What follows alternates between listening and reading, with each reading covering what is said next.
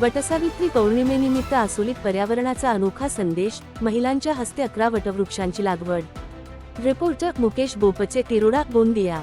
गोंदिया सामाजिक वनीकरण विभाग, गोंदिया यांच्या पुढाकारातून मौजा आसोली येथील गट क्रमांक 164 स्मशानभूमी परिसरात वटसावित्री पौर्णिमेच्या पावन निमित्ताने वटवृक्ष लागवड कार्यक्रम उत्साहात आणि भक्तिमय वातावरणात पार पडला. हा उपक्रम सामाजिक वनीकरण विभागाचे वनरक्षक श्री महेंद्र सूर्यवंशी यांच्या संकल्पनेतून राबविण्यात आला. माहे-जुलै 2025 मध्ये मनरेगा योजनेअंतर्गत या परिसरात सुमारे 1000 विविध प्रजातींच्या रोपांची लागवड करण्यात आली होती.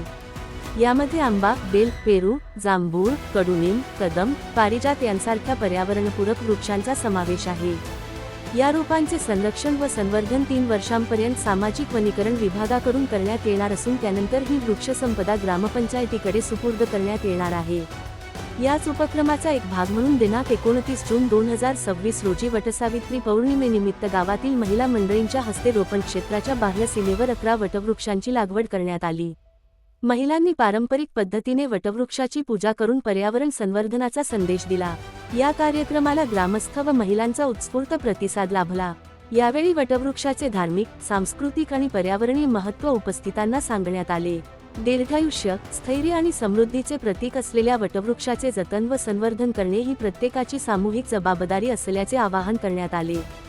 तसेच स्मशानभूमी परिसरातील सर्व लागवड केलेल्या रोपांचे संरक्षण करण्याचा निर्धार ग्रामस्थांनी व्यक्त केला.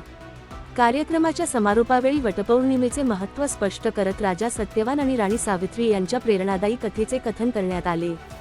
निष्ठा, धैर्य, श्रद्धा आणि पर्यावरण संरक्षणाचा संदेश देणाऱ्या या उपक्रमाची सांगता उत्साहपूर्ण वातावरणात करण्यात आली.